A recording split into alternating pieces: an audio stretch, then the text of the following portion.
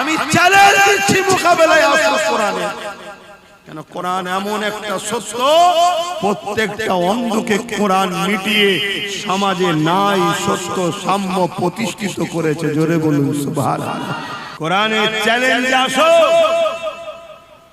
যত কিতাব আছে সব কিতাবকে একটা জায়গায় ভরে বন্দি করে তালা মেরে দাও, দিয়ে বলো যে যার কিতাব লিখে নাও।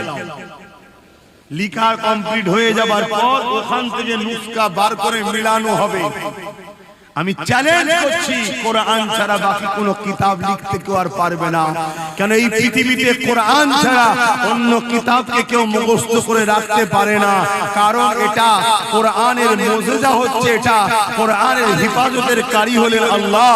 তাই কয়েক কোটি হাফেজে কোরআন এই দুনিয়ায় আছে, কয়েক কোটি উলামা লিখবে আর হাফেজে কোরআন পড়বে। জোরে বলুন সুবহানাল্লাহ, আরো জোরে বলুন সুবহানাল্লাহ।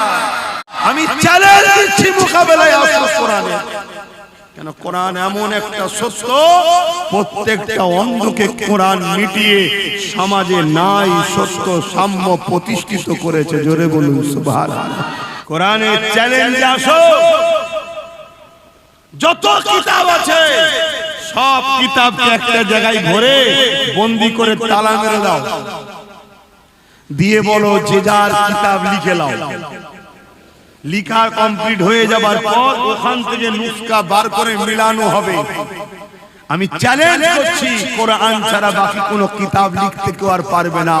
কেন এই পৃথিবীতে কোরআন ছাড়া অন্য কিতাবকে কেউ মুখস্থ করে রাখতে পারে না। কারণ এটা কোরআনের মুজিজা হচ্ছে, এটা কোরআনের হিফাজতের কারি হলেন আল্লাহ।